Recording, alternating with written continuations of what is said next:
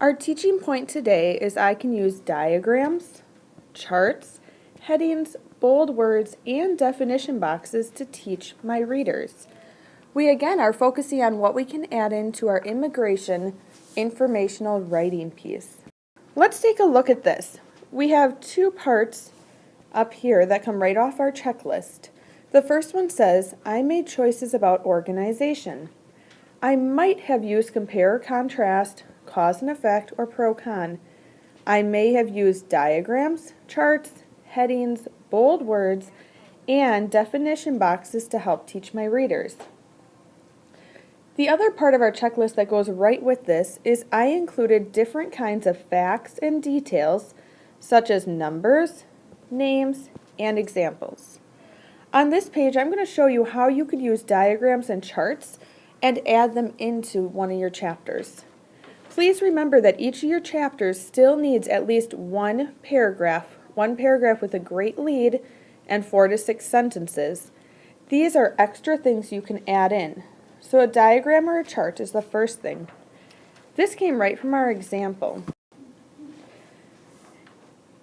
I had found many different push and pull factors and thought instead of explaining it in a big, long paragraph, showing a visual of it would make it simpler. Another thing you might do is you might be able to show a diagram of the United States. This one, for example, focuses on immigration of the 1890s. I would print a map of the United States. I could create a key and then shade in the parts that pertain to my writing. So maybe I wanted to say like where people came from. And if the red parts represented like 30% or more of the people are from foreign countries, I would color that red. Besides making a table or doing a map, you could also create a chart. This chart shows where the immigrants came from. So did they come from Europe, Asia, and so on. And then we've made the bar graph going up and labeled the number as well.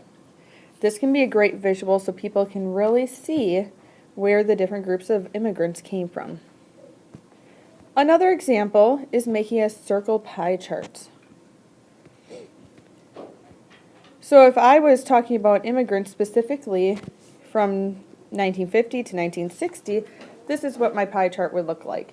These are data and numbers I got right from a text, and I just made it into this visual.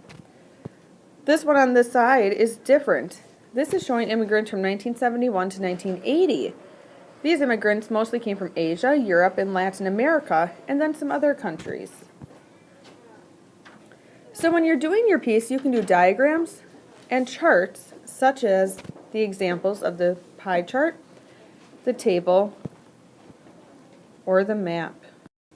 And you can create another chart. In addition, we see on here that we can use heading and bold words. This is something we've already talked about, but just a reminder, you should have headings. Many of you have set it up as a question answer. You should have bold words. Any word that you think my reader might not know for sure what this means should be put in bold. Speaking of bold words, you don't need to wait until your glossary to define your bold words. You can do a definition box right on the side.